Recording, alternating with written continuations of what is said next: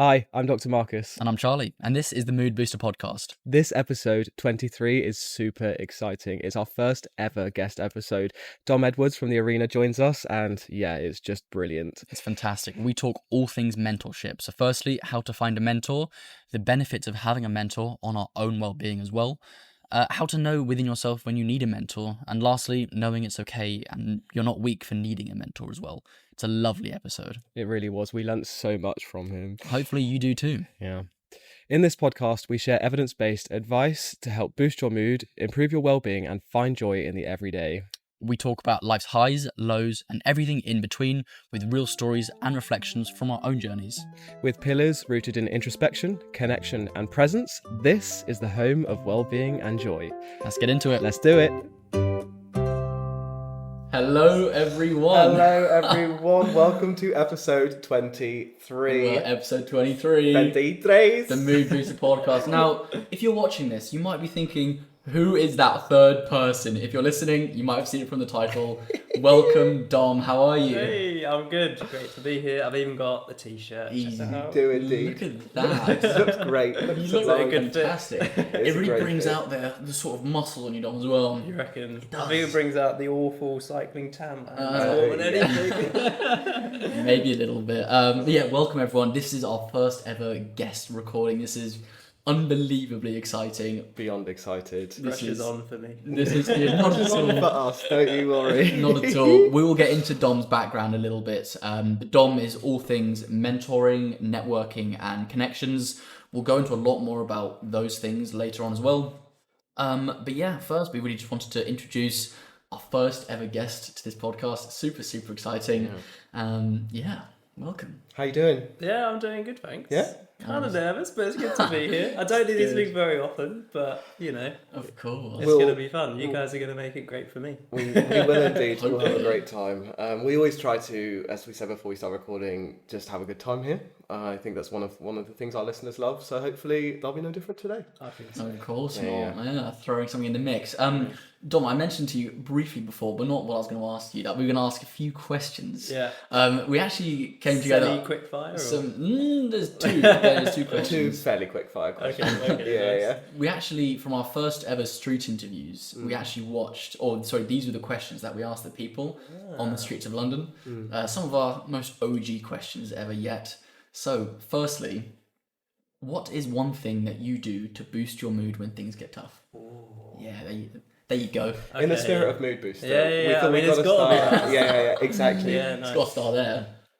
Probably it might be a bit basic, but and maybe similar for you guys, but exercise is like the number one. Like if I'm struggling with anything Yeah. and I need to get out of just a space where I get a little bit introverted or something, I Yeah. need to like do some exercise to expend some energy and feel a bit better and a bit clearer. So Of course, yeah. doing exercise will always boost my mood. Very nice. Even if it's like really hard, I'll feel better afterwards. So I think I know the answer. Maybe I don't. What would the exercise be? or Top pick two. between three. Yeah, top three. Let's go Top top three. Wow. Okay, well, like if triathlon specific, then it probably wouldn't be swimming. Although swimming is fun because you can escape more than most other sports, I'd say. But it'd be the bike, and then it would be a run. Okay. And then maybe a swim. Very Okay. nice. Yeah, I don't do many triathlon, team sports anymore. I used to, but Which Yeah. one's favourite? well, rugby as a Oh, kid. nice. Yeah, a bit of Yeah, yeah. football, but I was like, I'll try rugby. I Yeah, was never a team sporter. No? I You're was, not, I was so no. intimidated. I was just like, I just can't running do on it. your own every day. Yeah, pretty much. I said before to Charlie and on a previous episode, I had an incident where I think I must have been good at rugby because a PE teacher wanted me to play and he put me in the team.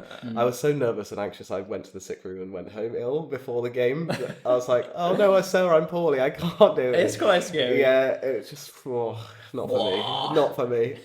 No. Anyway, yeah. So, second question: outside of work, what's one thing you're working on for yourself at the moment? Ooh. Okay, so I can't talk about the arena. No, Not yet. Not yet. Okay. Yeah. Oh, what I'm working on for myself. I mean, I take a lot of time to try and read, and those stories tend to be around self-improvement. Okay. So I think I'm always in pursuit of like trying to better myself. Yeah. At the minute, it's not like a specific self-help book, but I just enjoy reading about books about life Yeah. and understanding a bit of purpose and those kind of things. So Yeah. being open-minded to those kind of things, yeah. Lovely. Fantastic, I love that. Yeah.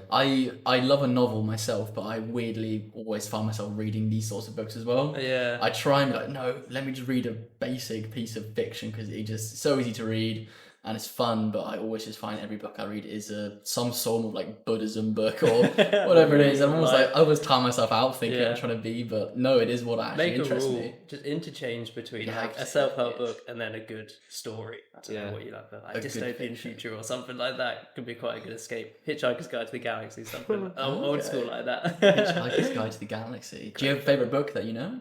That's one of them. And then another book that might lead on to what we talk about later to do with the arena. The book by Brene Brown called Daring Greatly. Daring Greatly. Highly recommended. All about embracing vulnerability, like the courage to do something difficult, even if you're going to fail, but to sort of better yourself, I love that. That's brilliant. Get deep quite quick.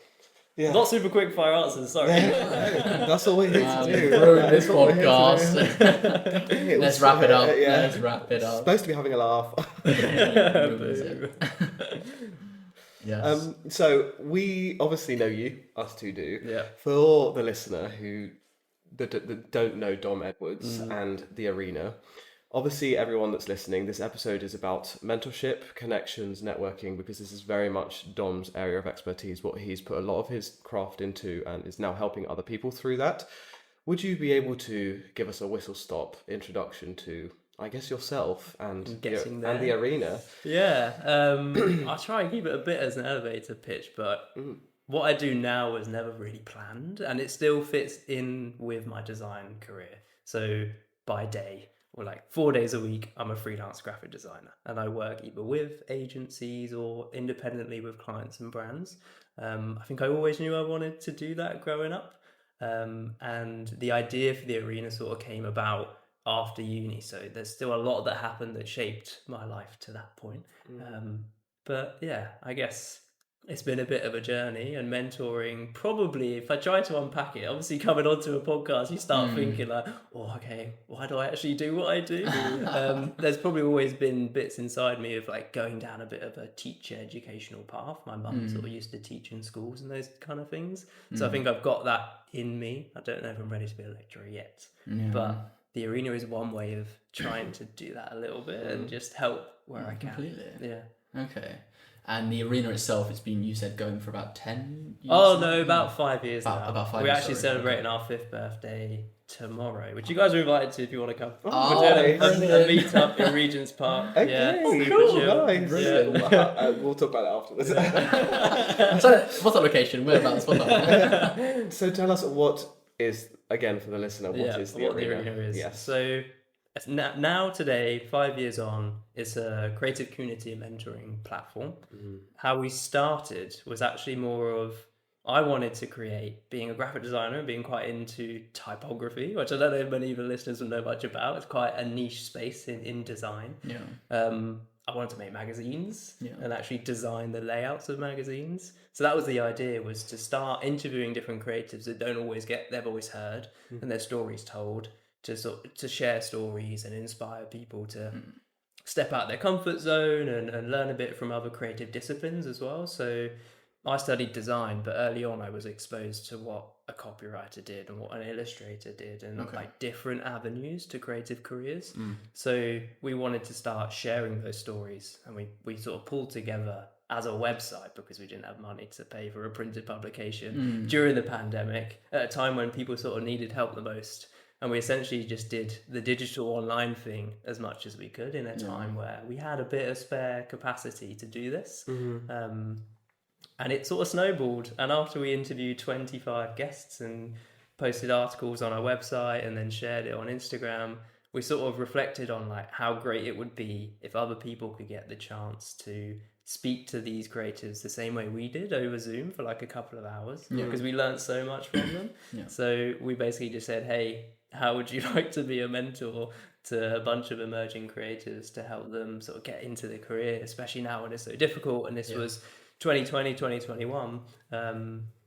All of them said yes, pretty much. That's so Maybe cool. a couple were like, Brilliant. not just yet, or I'm not sure if I'm ready to be a mentor, because we also interviewed people that were kind of they just landed their first job, and we knew that they would be able to help people that were applying for that first job.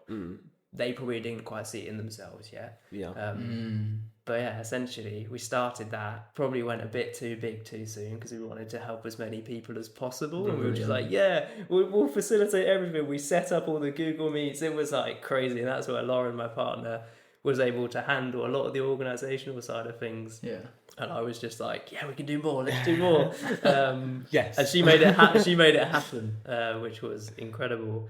We were doing rounds of it at the start, 4 times a year, I think we did it, and that we had like 100 odd mentees, and it got a bit too big, and then we definitely had a stage of burnout and had to sort of put it on hold after 2 or 3 years.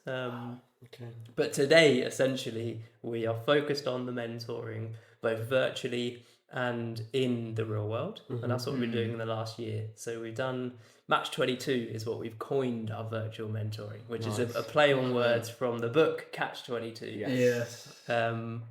And the cycle in industry is you need experience in order to get experience. You guys have probably experienced a bit of that in your own fields. For sure. And it's that first hurdle, and we sort of saw mentoring as a bridge between that, of just getting that insight and that person who can give you and speak from experience to sort of help you step in.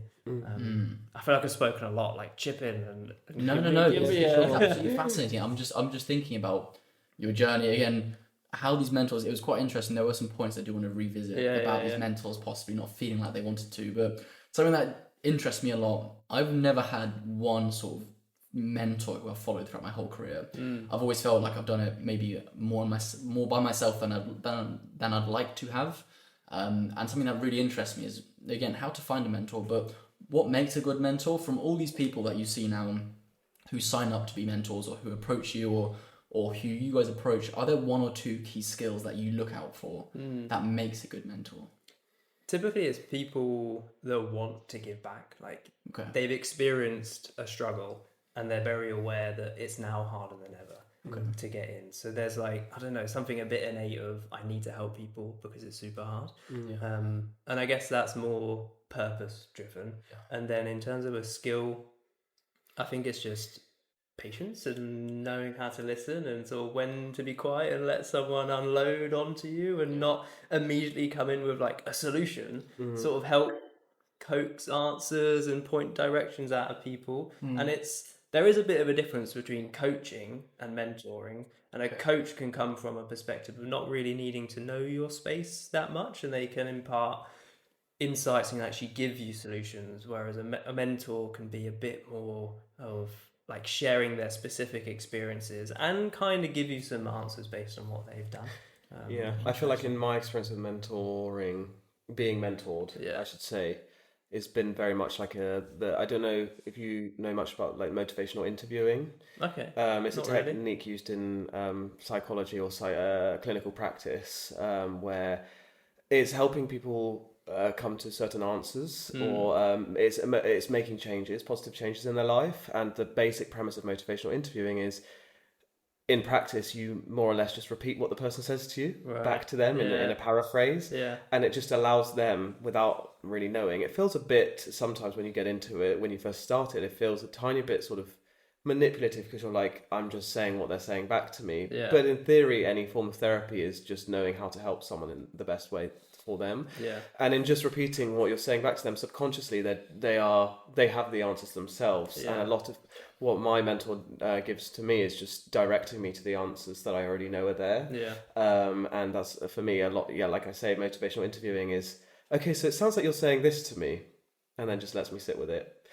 So I did say that, and that's because this and this, and it's very much, for me anyway, it's kind of a bit like that, and just, it's very, I don't know if you feel the same from your experience, but a lot of what's so important about mentoring for me, from my perspective, is the empowerment of it, and empowering the people you work with as a mentor.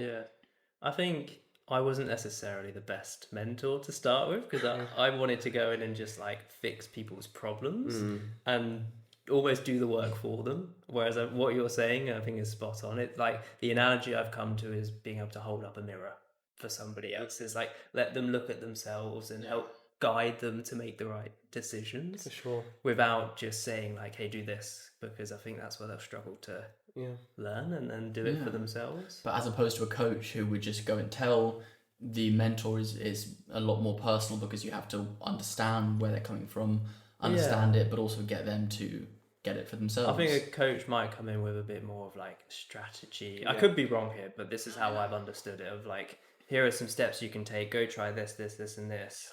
Whereas a mentor can be a bit more of like a guide. They'll listen to you, they'll help shape some decisions. But the big thing is that they'll know your space. They've done the thing you're trying to do, and they can impart a lot more lived experience and knowledge on the subject. Wow. I'm interested to know a bit more about you and your personal qualities, which might make you squirm a little bit. But like, you seeing all of those people through your interviews, what I admire is your first reaction or somewhere along that process to be like, this could help people. Yeah. What sort of drew you to that? I've never I mean, I don't know why. I think I kind of mentioned it before, but like my mum being in education and helping people, she also helps a lot of students specifically with special needs and those that have more struggles than others. And I think there's something a bit innate of like, I just want to help people and sort of live a life slightly in service of others. I think there's almost no better pursuit. That sounds quite wishy-washy. I completely agree. I don't know, it's just like a bit of a calling. I get a lot out of it. So I guess selfishly as well, is if you're helping people, it can bring a lot of joy, where sometimes just focusing on elevating yourself all the time and pursuing your own career, it can actually be really rewarding to step back and help somebody else. Like, I know I've had quite a lot of privilege and fortune to be where I am. So there's a bit of responsibility to help others as well, where they've had it harder. That's fantastic, yeah. Wow. I mean, Did that answer the question? Yeah. I don't know if I sort of went around it. No, it definitely does. It definitely does. And I think it resonates. Yeah. I know we feel similar, you know. I think we had similar-ish conversations, Marcus, when we first met at on running event. When was that? Like 2 years ago? Gosh. Which was it? The on one? I think so. I could be wrong. I'm sure it was that. You and I met at the on. Was it the same day when we met? Or was it a different one? There were several. There was the night of the 1,000 PBs, which I believe you were at. Yeah. I went to that one. I think that was the one, potentially anyway. And we just very quickly started speaking about those sorts of things, and I was very inspired and motivated by what you were saying, and it's just really cool to like see something. And I didn't know whether that was also from some of your own experience. I think you touched on a little bit, but were you seeing the barriers that you're trying to tear down is a bit of a dramatic way to say it, but you're trying to break down those barriers for other people. Did you come across those as well, I guess, from university onwards? Yeah, I think pursuing a creative career is really hard, because you have to be quite vulnerable with what you do. Like, what you're creating, you have to come up with something out of nothing. And it's not really got a linear path. It's there's a term for like squiggly careers, and typically you've got to like weave around loads to get to where you want to be. And a lot of the time you don't really know at the start, because it can look super different. But struggles I faced was with confidence, and then the big one with trying to get a job was just being ghosted, applying for things, and then that slowly like cracking you down a bit and being like, I'm never going to be able to do the thing I want to do. So there was a lot of rejected applications and not knowing if I was ever going to be able to do this thing. And those were some of my struggles, and then around a bit of mental health and those types of things. Never too badly, but I saw it so much with my peers. And I think the biggest reason to start was seeing the fall off after education. So the people I studied with and then went into industry with, I think maybe like 5-10% actually pursued a creative career. It's mad, isn't it? Yeah. And I'm like, I just want people to be creative, even if you don't feel like it in your day job. I'm just a believer that everyone is. Yeah. So I think there's no better thing than to pursue something creative in your life. Completely agree. That resonates. So whilst my degree wasn't particularly creative, it was much more scientific. It was in ocean science. Wow. The same sort of, completely different to where I am now. You guys did an episode on the health of our oceans. Completely did. I absolutely loved it. Yeah. It was brilliant. You're in your element while sitting in front of the sea as well. In Morocco. That was a lovely episode. But I completely resonate with you saying that a lot of people, at least what I found in the charity sector, especially in the science sector where a lot of the jobs are funded by grants and by the government, it's really tough to find that sort of path out of university. Yeah. And getting those no after no after no is really demotivating, because Yeah. you're like, is this not what I'm meant to be doing? Yeah. What's the answer? And there's no clear path. And it's just sticking to your guns and trying to know what, just look inwards and trying to say like, well, I'm going to lean on my skills. Yeah. And even if you don't end up where you think you were meant to, you do find your feet somehow. Yeah, definitely. I think that's what's important, also zooming back out a little bit for the listener, to the sort of relevance of what we do here at the Mood Booster as well, is sort of giving advice, tools and tips on all walks of life and anything that we experience. And, you know, finding a job is something that we all have to go through. Also feeling creative burnout, or feeling like you don't know the direction of where you want to go, or you don't have the opportunities, or whatever, all of those sorts of things. We can talk about mentoring as a concept, but what you're doing very much lends to all of those things and helping people in all of those ways, like the networking, the opportunity, you know, generation, the then feeling, reducing the isolation, all of those things, right? Yeah. From the concept of mentoring.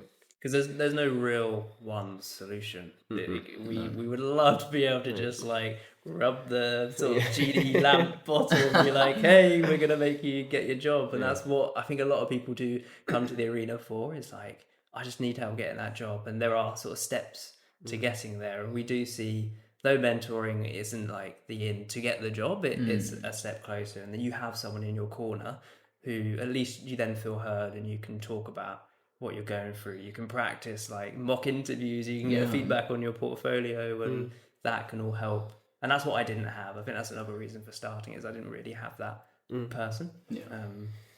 Wow. Do you have any good stories of people who have made it through mentoring and like done what they've wanted to achieve? Yeah, I mean, those are always the best ones, and sadly we don't hear them.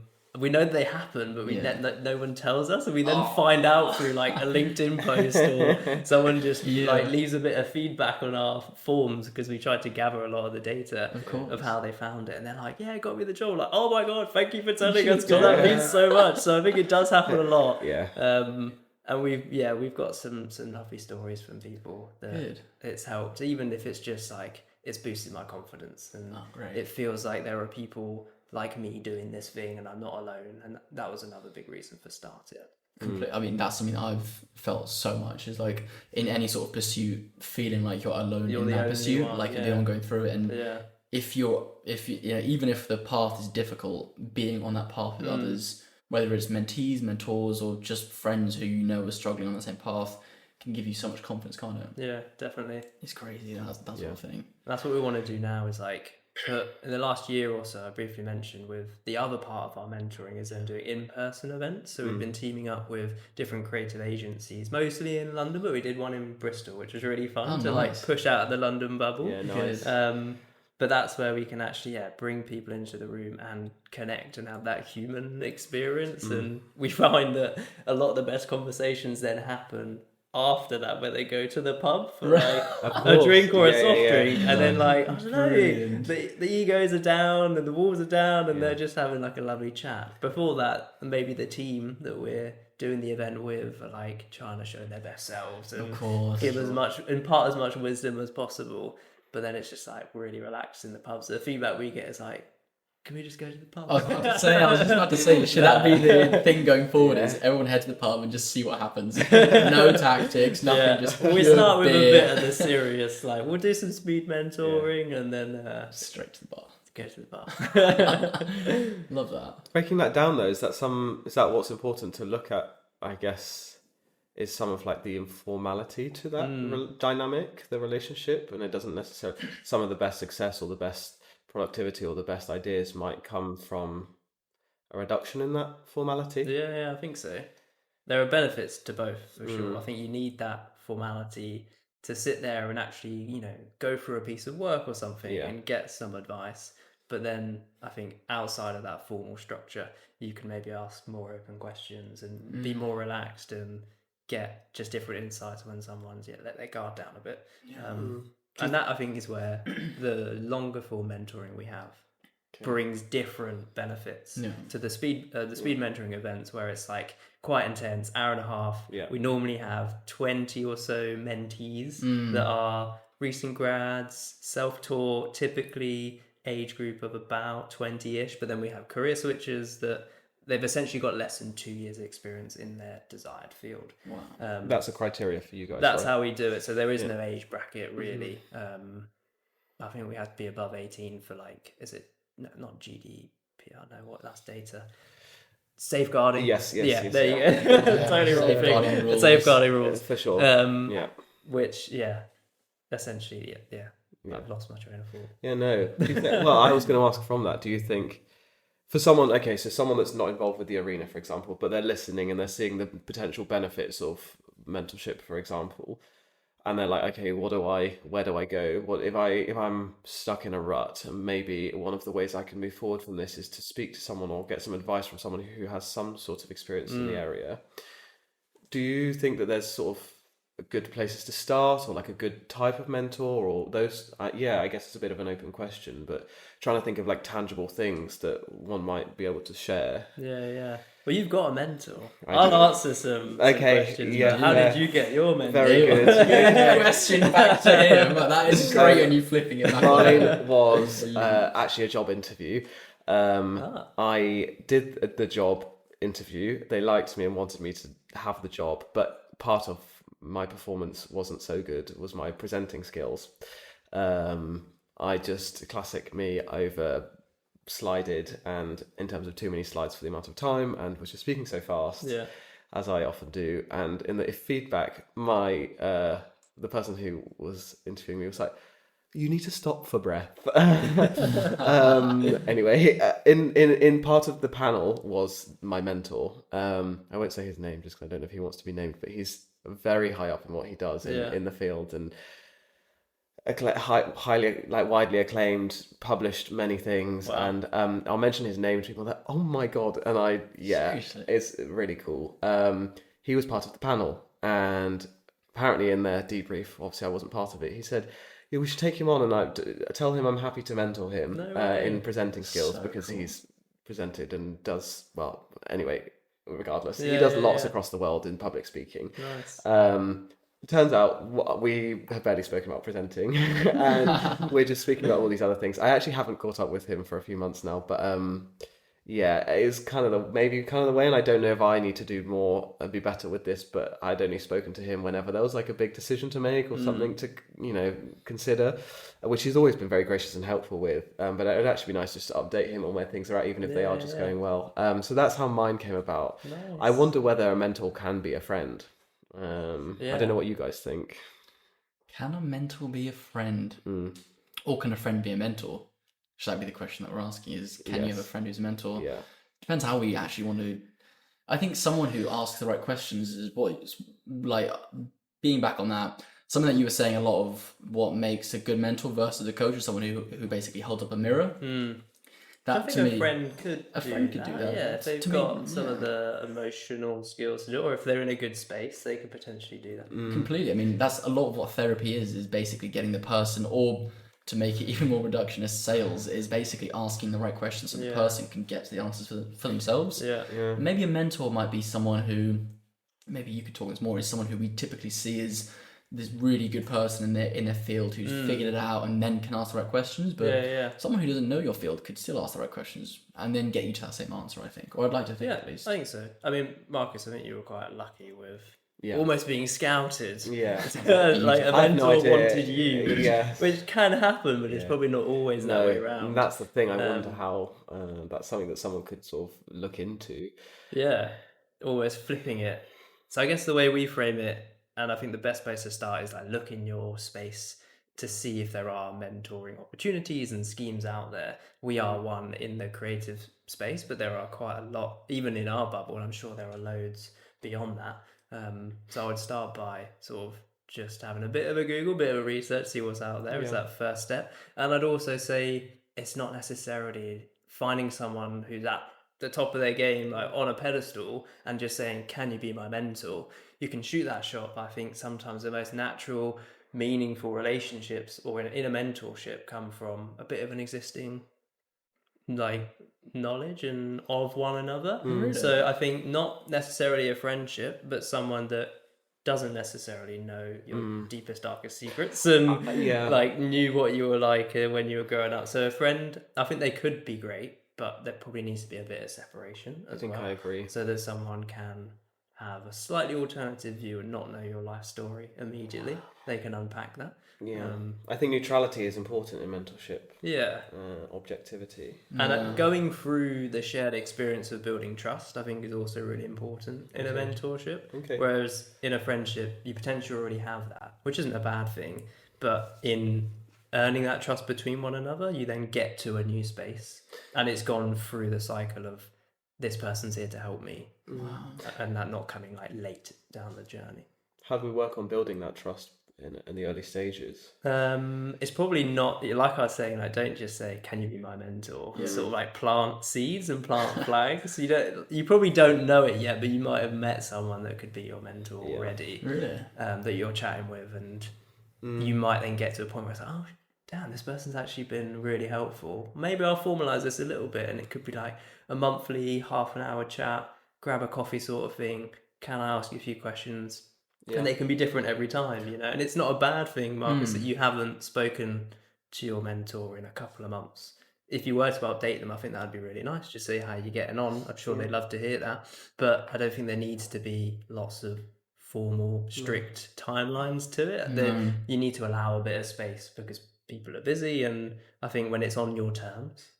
Is it too difficult to answer the question of if you do have a mentor or you have someone who you can envision to help you, what sort of questions should you start by asking? Like, where should one start? And like, tell me what to do with my life. Like, that's obviously way too broad. Big place to start. How do you start? I think it's almost having an intro, like a kickoff, where you get to know each other's stories. Okay. So when a mentor can just share their journeys, and then the mentee shares theirs, and then you build to, like, the mentor might ask, okay, so what do you actually want to get out of this? I think have some goals set out for where you want to be in a year's time. And also it's great if a mentee has done a bit of that work for themselves and they're not just going into it like, I need help I don't know what, but just help me.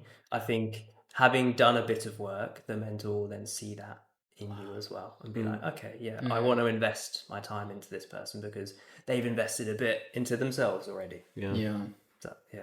Okay, definitely. It's just so many things. I think from what you've also said, going back to a couple of steps, I appreciate we're going a bit around different places here, but I think going back a couple of steps before building trust and actually finding someone, I think is also leading on from what you said.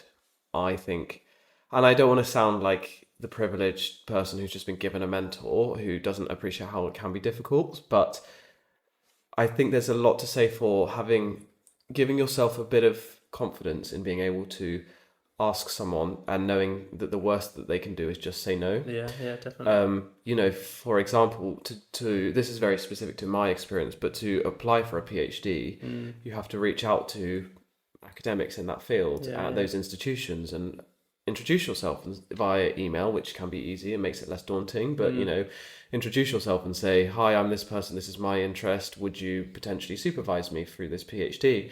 It's kind of a similar concept of if there's an area, if there's an expert in an area, or if a student reached out to me, I'm a lecturer at the moment. If a student reached out to me and said, I'm really struggling here and looking for a mentor, I wouldn't be able to say yes to every student, but like I would definitely think it's worthwhile to at least consider, and then if not, point them in the right direction of someone who could. It's I think having it's not maybe the confidence, but knowing that these people aren't these big scary people that are detached from you. They're people who very much, in some cases, like what you said, some people have literally just started that job, or they feel like they're not even worthy of doing that. So they're not like these giants in this field. And like you said, that's probably the wrong place to potentially start in the first place anyway.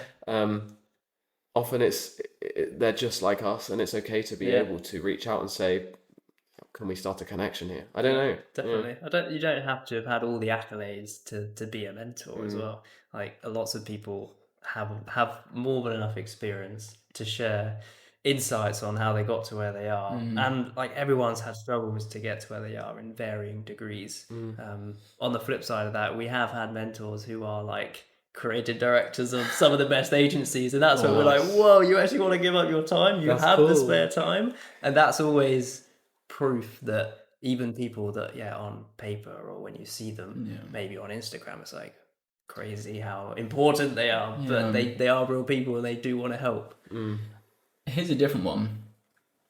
This is also for maybe someone listening to this as well. You know, hearing about how mentorship's good, why one can be a good mentor, how does someone know within themselves when they should be actually looking for a mentor?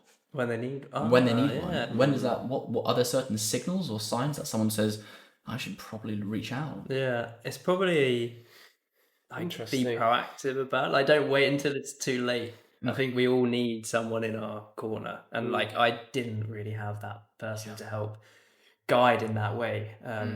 I also had a sense of like I don't want to ask for help. That's probably a bit of a guy thing. Like, I want to do this myself, and that was work this out on myself. Yeah, that was like a lesson to sort of go through and realize actually nothing great you can ever really do alone. And something I juggle with as like a freelance designer. I'm like, I want to have all the independence to work with people and not have a boss sort of thing. But I know that I make my best work when I collaborate with other people, people within my network and new people that I'm meeting that bring something different to a project. Of course. Connection is so important. Yeah. It's one of our pillars here is community and connection, which again is one of the many reasons we wanted you to be here, is because everything you're doing is, you know, strengthening connection and helping people through connection. And like you say, I'm someone that massively resonates with that. I don't want to do anything by myself. Like, I love just living life with other people. Yeah. And I think in a professional capacity, you're only one person. You can learn and grow by so many minds being together and having so many minds together. And I think, like you say, maybe it's even not the humility as if like someone's got an ego or whatever, but maybe just being okay with actually, I'm not saying I'm weak or I don't know what I'm doing, but actually I can know more and I can learn more, and how exciting is that as an opportunity. So even if I feel like I'm doing really well, why not do even really well +1 or squared? I fully resonate, and it's so like just the power of people is really cool. Even that point links back to what you'd asked earlier, Charlie, around what makes a great mentor. And there's a lot of growth you get from being a mentor and starting to learn how to guide others and be a bit more of a better leader and those kind of things. And it's again like looking for ways to improve on yourself and learn new skills. Do you ever get people who want to be mentors but aren't ready for it? I think we have that we do review people's applications. And we put together a shortlist each time because we are oversubscribed, which is amazing to have so many people that want to have. Really cool. Yeah, our problem is basically like, how do we have more opportunities? And it purely comes back to how much time we have available to do this. And yeah, what was I saying? Remind me. No, it's just like when like, people approach you. Yeah, so I'm ready to mentor. I think sometimes, but not always. I think mostly it comes from not quite having had the lived experience just yet. But we'd see it as like if you've worked in a company for a couple of years, it's essentially that cut-off point of if you're not in the 1 to 2 years where you'd be sort of a mentee and you're beyond that, then you probably are ready. And it's hard for us to know if we haven't met you. Like if you have the emotional skills to be a great mentor, but we have an application form which helps us sort of decipher that information. Wow, okay. And on this application form, I know you mentioned some virtues there, which are probably a lot more holistic than what you have to write down. Yeah. Would there be certain things that you're scanning for, like apart from patience or wisdom? We keep it quite simple, where it's, for both mentees and mentors, there's kind of 2 questions of like, why do you want to do this? And what do you want to get out of it, sort of thing. They're kind of similar. And it's like, for the mentee, it's more why and how you're going to make the most of it. And then the mentor is, again, it's quite similar, but it's like, what's your purpose behind this? And we can base a lot off of that answer if they want it. And then we look at their experience and we try and see if maybe they talk about specifically helping in their company for like grad schemes or internships, or whether they've had that additional interest from the beginning or for a period of time. Wow. That helps. That always stands out. Okay. Sorry. No, please. I was going to say we've had some of the best moments for us is the full circle where someone's been a mentee. Nice. And because we've been doing it for like the mentoring specifically 3-4 years, we've had mentees become mentors. And it's like, this is it. This is the thing. And our mission is to essentially help people whilst they're sort of climbing, to lift as you climb. I don't know if you've come across Yeah, that, yeah. but essentially, whilst you're doing the thing, trying to be better, pursuing your design career, illustration career, creative career in general, can you then learn the skills to help other people on your way? Love that. It's really interesting. You actually say that, like, even from this short journey that we've been on, we've somehow had people asking, hey, how can we do this or that? And it costs nothing to hold the door open for someone else. Yeah. It genuinely does. And seeing other people win with you, whether it's in a mentor field or not, just, helping others is such a rewarding thing. Yeah.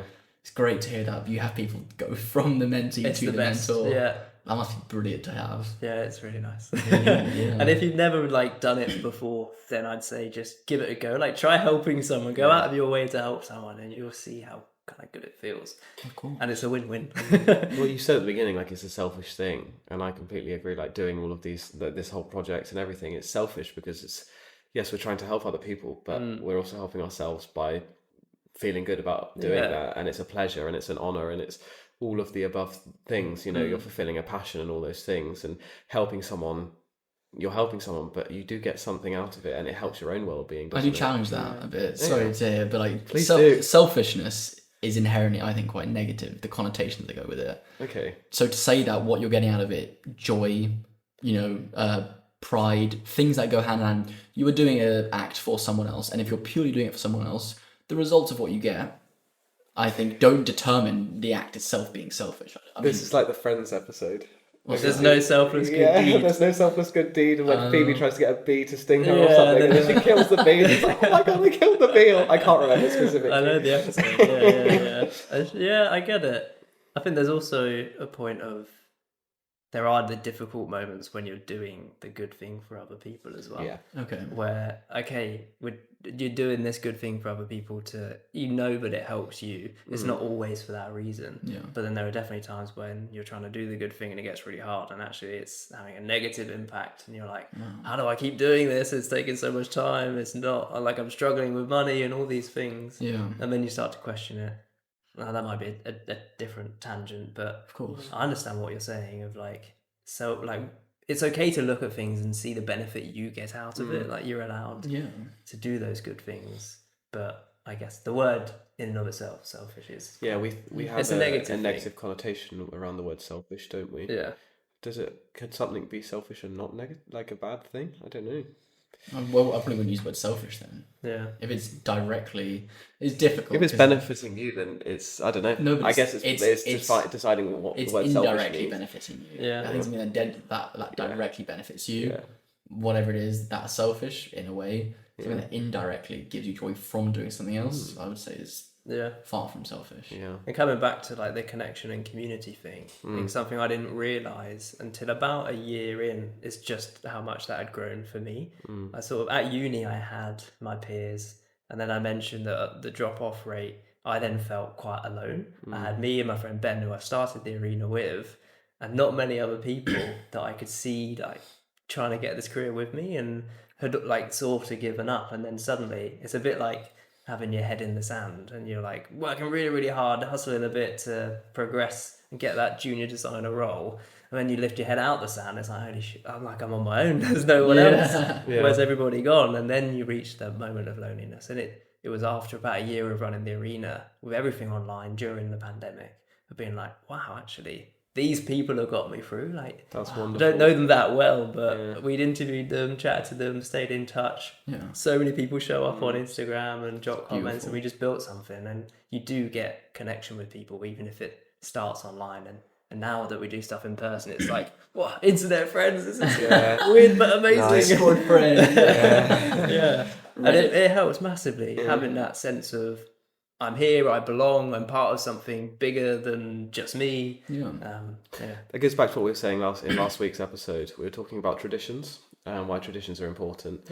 Part of that, from a social identity perspective, or the social identity theory, is a theory that we need to ground our identity as human beings, and we do that in several ways, but one of them is being grounded within a community and having an identity within a wider community and our connections within that community.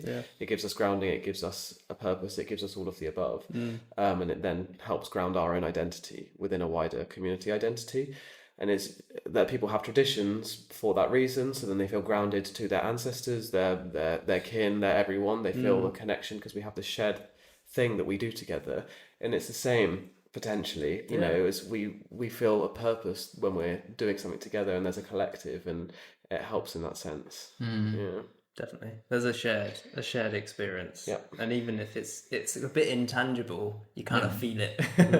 And I think that helps and carry on into like the next step you take to do something. Then you lose that sense of like loneliness. Well, exactly. I think also beyond the collective, it's also specific to mentors as well. With back to the identity theory, I think there's also something. It's not just someone telling you what to do; it's someone giving you like a model of what I could become as well, and where I can go, like a guiding light or whatever you want to say. Yeah, like a role model. It's literally like, I could be that person. And for a lot of people, there isn't enough of those people in the industry. So for women especially, like 12% of creative directors in the creative industry are women. That is super low. I think there's something like 3 or 4% of the industry is black, which is ridiculous. Yeah. And we do our best to make sure we're going beyond just standard representation with what we do in terms of having the right role models and mentors. Yeah. Like, that's not easy. But yeah, it's another big issue. But for sure. Back to role models, exactly. It's just being able to see someone like you that's done it. Yeah. And sometimes that's all you need is a bit of proof. Because if you don't, then how on earth can you believe in yourself if you haven't seen somebody else sort of do the thing? Sure. You've got to have something pretty special and a pretty big fire in your belly to be like, I'm going to be the first. But yeah, it definitely helps to see other people walk the walk. 100%. You mentioned something earlier which I wanted to bring back, and that's the perfect time. Is that often when you first were looking at mentors in this space, a few actually said that they felt like they weren't ready. One of the first topics Marcus and I ever spoke on was imposter syndrome. And the syndrome where we don't feel like we can be something, or we can't just... Maybe there are some limiting or self-limiting beliefs there.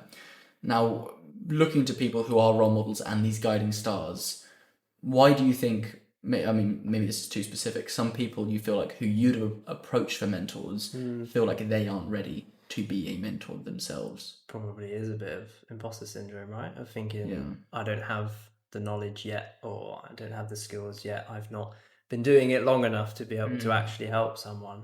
I think a lot of people don't realise that some of the best feedback we get from the mentees who are looking for said junior designer role or their first freelance contract as an illustrator, like someone that has recently done it can impart so much like fresh knowledge and insight, current relevant information that someone that's been in the game for 20 years hasn't lived through what's happened in the last couple. You know, it's so different.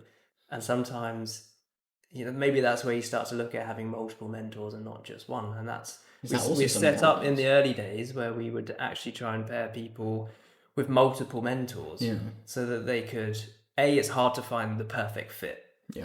Really, really difficult, because it's kind of like a relationship where you want something to last in a way. We try not to put too much weight on it for the mentor, but there needs to be a connection, and we allow that to happen. So the speed mentoring is great because people rotate. It's just like speed dating when we run it. They'll speak to 3 mentors on the night, and you sort of get like, okay, first person was good. I was a bit nervous, didn't quite say what I wanted to say. Bit of practice in. Second person, by the third person, you've then met 3 different people with different journeys that you can then potentially click with. And it's kind of, what we've been trying to do.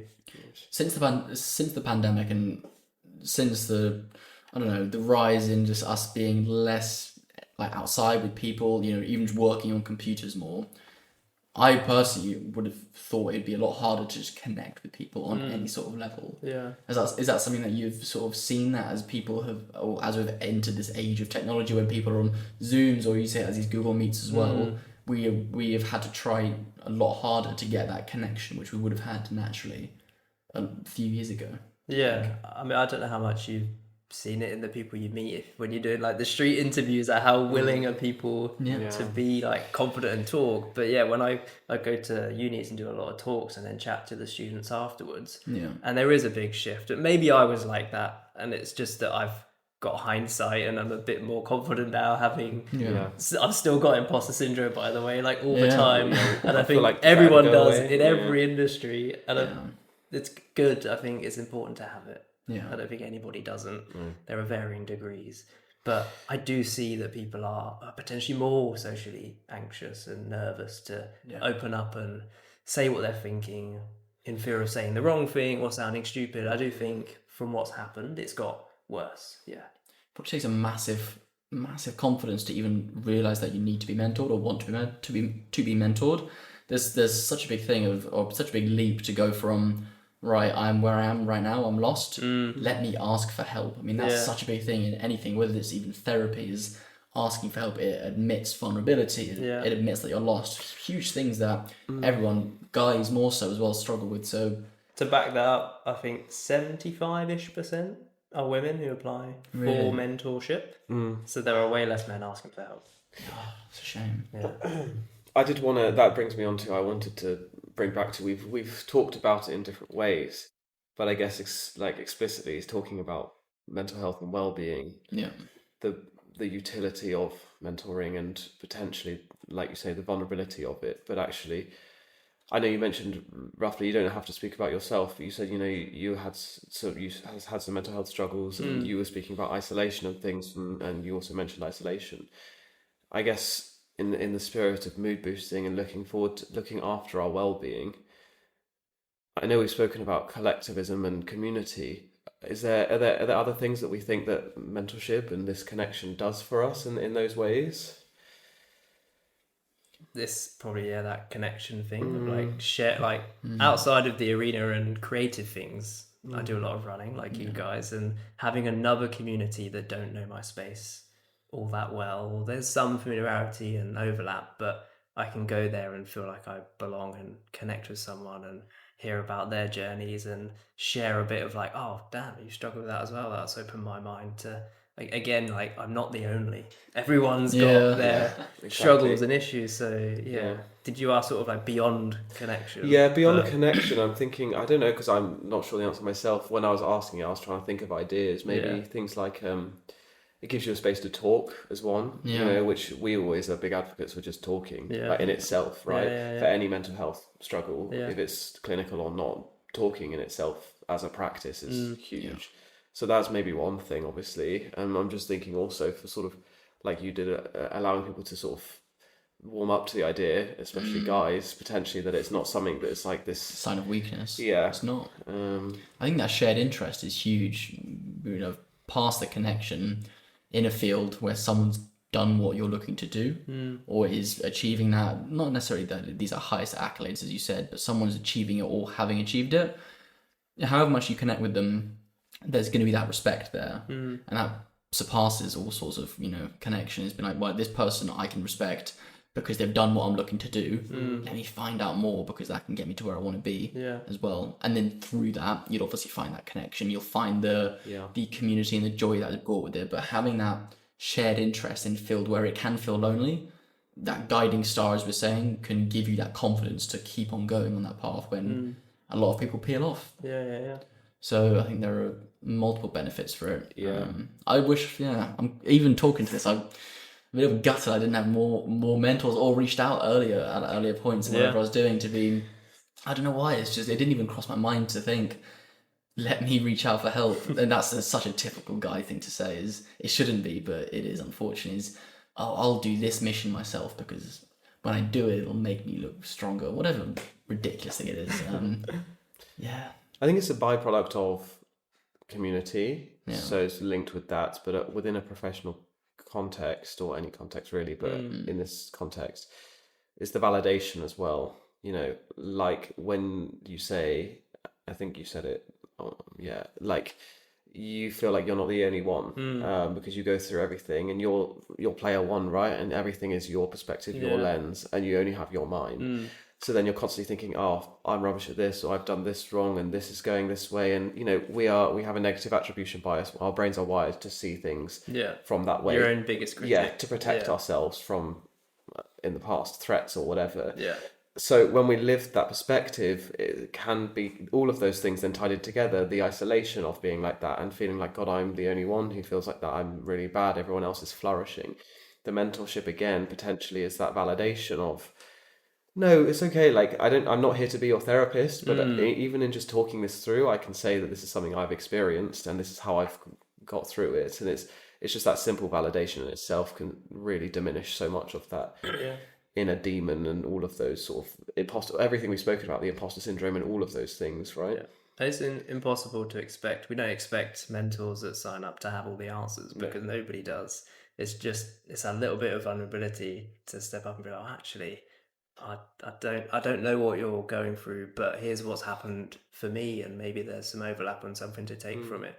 But just sharing, the struggles, and don't, like, there's a time and place, I guess, to share those, but do share them. Like, don't let it just be within you. Yeah.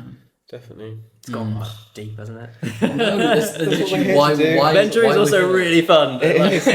Of course. It is fun. That's what we're here to do, and it's lovely to sort of unpack it and see that obviously it's this very concrete concept that we have, and it's something that the arena's built around, and you've done a lot of work into it, but there's naturally you're doing it for a reason, and the people it's growing how it is, and it's doing so well because on a human level people want it, and they need that, and they need to connect, and it's lovely to unpack all of those mechanisms and why that might be the case. Yeah, I think something that we always do is bring it back down to one of our sort of things here is giving the tools and tips to people. Now, I know we've sort of here and there given some tools and tips and some advice. One of the main things for me going into this was one of the main tools was how to find a mentor, because I've never done it myself. And I think something that you said earlier was just start small and just reach out and build that trust build that connection as well. Have a little look at who you already know before starting to go broader into like, okay, who's a respectable figure in my field?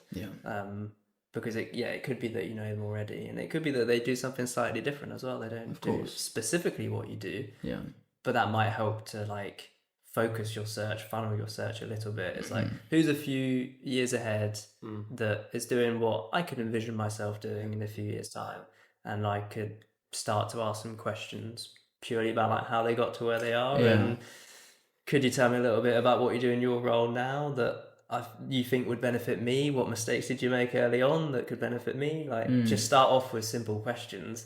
It doesn't have to be immediately be my mentor, fix my problems. You just ask for a bit of advice, please. And sometimes the best mentors, like, you don't even mention it. It's sort of this unspoken thing, and you don't have to be so formal. We formalize it to make it happen, essentially, to like create that connection for someone, give someone that person in the corner that they wouldn't have otherwise got. But I think if you're starting to think about it yourself, you can. It doesn't have to be mentioned as well. Nice. So I guess in that sense is starting it small, but also not to formalize it as much as one might think. Maybe not straight away. I think also another thing to summarize is before that is even knowing that it's okay and not a vulnerability to want or explore the idea of a mentor.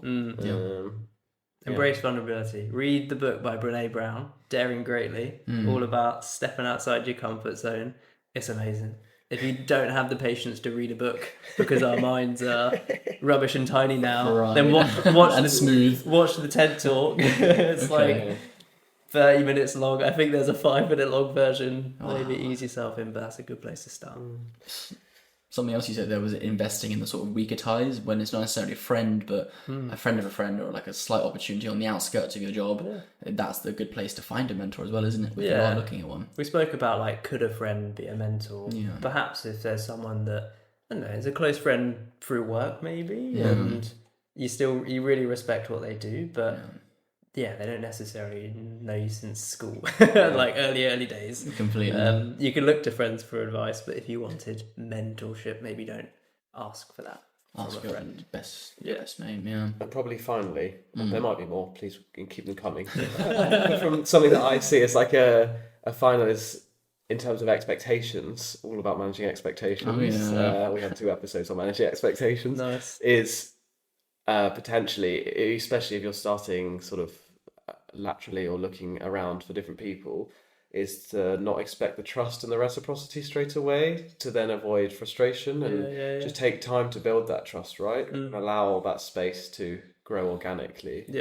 You have to set a little bit of boundaries and structure. If you're going to meet up, figure out how often you can actually do with your time and allow it to grow, not be like an immediate fix. Yeah. Of course. Nice. I did have one more which I think I picked up was sort of knowing your self-worth. This works for both mentees and mentors. I was going to mention before, but actually, like, as a mentee, you're the person that might not have all the knowledge. Back yourself as well, because you do know shit, you do know stuff. Yeah, of course.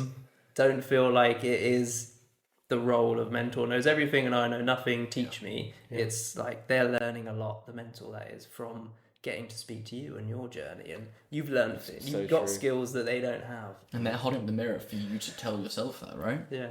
This is slightly adjacent, but I literally said for this reason, because I thought they would benefit from it, I said I supervise project students for their theses. Nice. And I said to one of my students this week, I was like, I know this, but they wouldn't know it. And let me just tell them, because it's only going to be a lovely thing to say. I was like, your research has inspired and given me ideas for my own research. And I really just wanted to acknowledge that. Their face lit up, and obviously they weren't. I just, you see, it's like you see someone that looks good, or someone you never. We don't compliment each other enough. It's probably a similar thing. I just wanted to give them that information because I would give them the world of confidence that to me didn't really. And you're not too proud to admit that. No, and that would, like you said, Charlie, like, that'd be so amazing to hear, wouldn't it? If you were just starting out and you had that reassurance of like, oh, damn, really cool. I'm actually good. So it's so true, and I can say firsthand, I'm not necessarily a mentor because it's more of a formal. I'm supervising research, but mentors will 100% be learning, like you say, from that reciprocal dynamic. Amazing.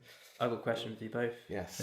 Who would be your dream mentor? Oh, you've got one. Is there anyone else? Yeah, instantly. You've not got one. No, I do. Joe Rogan. Is that what you said? This is the same answer to my question, which is if you were in a hot air balloon for 30 minutes with anyone from all of time, who would it be? Ooh. My answer, and I think it would be great, is Steve Irwin.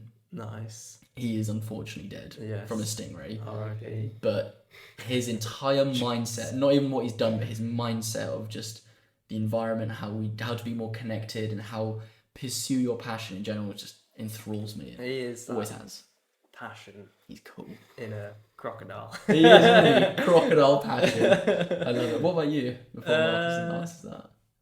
Potentially Brene Brown. That would be pretty cool. Yeah, the lady I mentioned before who has done a lot of research in the space of vulnerability. Wow. And has been a massive inspiration for me. And she doesn't know it, but she's my mentor. And she's super famous. And then in the design space, there's a lady called Georgia Lupi who does very humanist data visualizations. It's quite niche, but she's got an approach to design that's very human driven and tells the most amazing stories that a lot of people would approach in very digital, quite not a very expressive, beautiful way, and she does, and she's always been an inspiration to my work. But fantastic. What about you? I'm absolutely having a mind blank here. Oh, it's this guy over here. It's fine. I can give you some lessons after this. Any sporting figures? It's not sporting. I look for the people that I'm trying in the academic space. Yeah, Brian Cox. Zara Larsson. She has the song "Midnight Summer" you love so much. If I was going to say a pop star, you learn a lot from Zara Larsson. If I was going to say a pop star, I would 100% say Beyonce. Yeah, valid. The absolute work ethic, boss, just absolute everything, just passion and just taking charge of everything that she does. But from what I can see, like humility and grace and all this. Yeah. That's what I would look for in someone that I was trying to think of that person to tick those boxes is confidence that exudes and what's the word when you have an idea and you put it into action, you make it happen. I can't think of the word, but doing that, but with humility and the grace to carry yourself with kindness for other people, but also not taking nonsense and just knowing yourself well. Yeah, nice. Yeah, knowing yourself well, and I just couldn't think of someone off the top of my head. Beyonce. Let's stick with that. If we're sticking in the pop realm, then not Zara. Nothing against Zara Larsson. Heard of Ray? Yes. Oh, great shout. Yeah. I'll see you the next weekend. Oh, you actually? 4 Points East. Nice. That's very cool. It's next weekend. She's incredible. incredible. Another great example. Yeah, for sure. Just like her spirit and attitude to go against big record labels, 100%. build build her own thing, and yeah, she had so much to lose from that, and it's paid off, obviously. But geez, Louise, she had a hell of a time from what. Yeah, I watched that Louis Theroux documentary as well. Oh yeah, it's really good. Very cool. Yeah. Very cool. nice. Anyway, Well, Dom, thank you very much for Nice. We We had have- hour 5. we're bringing something onto you, but we'll go first to give you some time to think. Okay. We finish every episode with our weekly mood boosts. So our mood boosters, our listeners, they share with us anything from their weeks that boost their mood, and we, from what they submit to us, just choose whichever ones. We importantly want ones that, it can be life changing, like I've just got a new job, or I've had my firstborn child, but it also, importantly, things to boost your mood can be anything. And we look for the small wins in every day, and we want to make sure that is reflected. So it can be something like, I made my bed this morning. We're wondering, so we have our 2 from our listeners, so we'll go first. Yeah. Do you know anyone or have anything from the last however long of something or someone in your life? It can also be yourself. Yeah. Like a little win from however long ago. It can be tiny. Yeah. A little mood Yeah. boost. Marcus will go first whilst you think and reflect. But Yeah. So mine is from Georgie, one of our mood boosters. She's a civil servant and managed to complete all of her to-do list within the working day, which apparently doesn't happen often for civil servants. Well done, Georgie. Small win, well, not a small win. Big up, Georgie. Well done for that, Fantastic and congratulations. stuff. Well Make sure done. you're looking after yourself. Listen to the burnout episode. Don't get burnt out. Charlie? My weekly mood boost, Claire, she joined us in Copenhagen this past weekend, which we went to. She is doing her second Ironman, I believe, in a couple of days' time, which is insane. She's is an absolute beast. incredible. That's amazing. Claire is incredible. An Ironman is just an ungodly distance of She's swimming, a role cycling, model. running. Yeah, She's a role model. for sure. There you go. You've never done Ironman, or No, I think it's on the cards, but I don't know when. we were looking at possibly a half. Really? next A half? year. Yeah. Okay. Claire's Yeah, nice. convincing us to do, which one was The it? Marbella one. Marbella half Ironman. Yeah. 70.3 obviously. I didn't realise how Nice. expensive it was though to do. Yeah, like £700 or something. Yeah. Yeah, I looked No at one way. in France. It was like 500-600, Jeez. and then it's a lot of kit and a lot of time to train. Crazy. Can't quite get away with that at the minute. What about you? A weekly mood boost, Dom? So is it something that's boosted my mood? Can be. Oh, yeah. Or Okay, well ends. maybe keeping it. I had one, but then triathlon inspired me, and it was Lucy Charles Barclay won the T100 last weekend Oh, nice. on home turf. Last year, injured, dropped out, and I got to see her. Got a high five as Did well you? at the end, and it was Nice. just like seeing her come around the corner at the end of the race. It's Yeah. like, this is exceptional, and I was super giddy. Wow, that's brilliant. So, I love that was that. so good. That's really Absolutely cool. love that. That's brilliant. Nice. That's a lovely mood Lovely boost. job. Well, 3 wonderful mood boosts there. Indeed. Thank you very much for listening. I hope you've had a wonderful time. Because I have. I certainly have. I've had a wonderful time. I've had a great time. Thanks for joining, Yeah, Dom. This thanks, is, guys. Thank you so much for joining I've us. learned a lot. Where can Mentorship. people find you? Yes, I am Dom Edwards Design on Instagram, at the Arena UK to follow our creative community for all things mentoring, and I think that's it. Lovely job. So the Arena UK is what someone does if they're in the creative industry Yeah, and want to get mentorship. yeah. They, If you want to reach out to me, it the can be Arena through UK. the Arena or through Dom Edwards Design. Yeah. Lovely job. Well, you heard thank it you very first. much. Thank you. You are going to do some ASMR because I'm turning the Of audio course. off here. So while I turn That's it how off, to do a mentor. Thanks, Dom. Big round of Thanks, applause. Dom. Thanks for being our first ever guest. Big love. Thank you very much. That is the Thanks, guys. mentorship episode.